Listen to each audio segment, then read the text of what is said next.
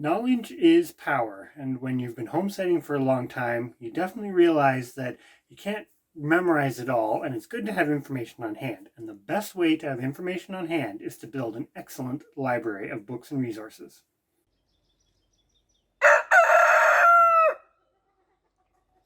In a recent Tuesday Night Live, we had a discussion about importance of books and building your library on the homestead. And it came up that maybe we should start a collaboration. It's going to be an open collaboration on books that we feel people should really have as useful resources on the homestead. And so I'm going to kind of lay out the plan here, or the rules. It's not that there's rules, but we're basically looking for top 3. Give us your top 3, because we want to keep it limited, because I'll tell you what, it's tough for us to really choose those top 3. And that's what we want, is we want to deliver to people the best books that we think we've got in our repertoire of resources. So use the hashtag Homestead Books. Just hashtag Homestead Books. We'll put it in the description down below, and give us a quick little video of your top 3, because this could be great useful stuff for people to start building their library as they start out. So I'm going to jump right into sort of our 3 books, and it was actually pretty easy for us in some ways, because we both had some books that came to mind for different reasons. So my first book, I'm going to say, is a very practical book for us, and I think it's packed with a ton of information. And it is How to Save Your Own Seeds. And this is put out by Seeds of Diversity Canada.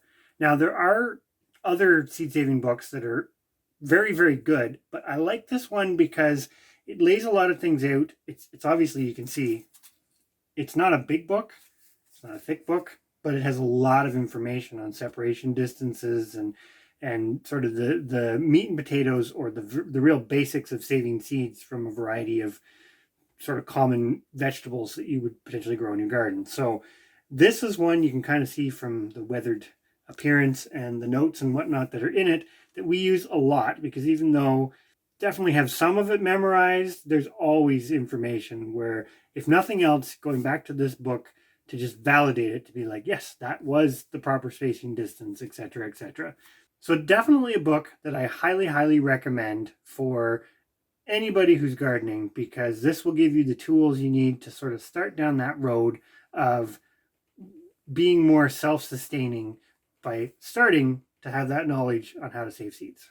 And you wouldn't believe how much that one comes off the shelf, even Every after spring. 14 years. Every spring it comes off. Chris started us off with a bang. I think that probably is one of his most used books that at least I've seen since we've been together. I have to admit, as I come in with our book number 2, this is tough for me.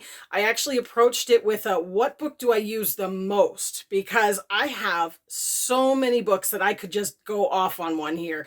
Soap making, clothes making, knitting books, because you never know when those utilitarian patterns are going to come in really handy, right? But the book that I use the most is my ball preserving book.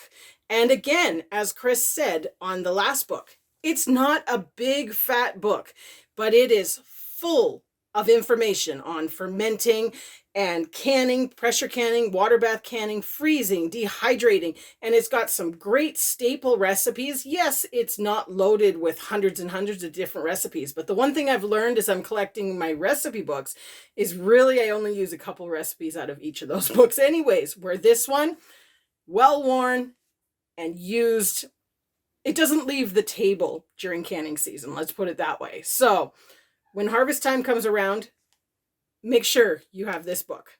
So before I go into book number 3, I'm actually going to bring up sort of an honorable mention, or several honorable mentions, I would say. And that's the books that are right behind me, these stories guides. They have topics on everything you can possibly imagine. For the most part, I would say these are very good books to have in your library, with a few exceptions, especially if you don't have the knowledge, or you haven't been doing it for a long time. You can gain a lot of information on some of the more basic concepts, or some of the information that you may not even be able to find elsewhere, to tell you what people are talking about in these books. There's multiple versions of them. They don't change a lot over the years, but definitely good. If I had to pick one of the bunch that I think is the absolute best, I would definitely say The Raising Ducks.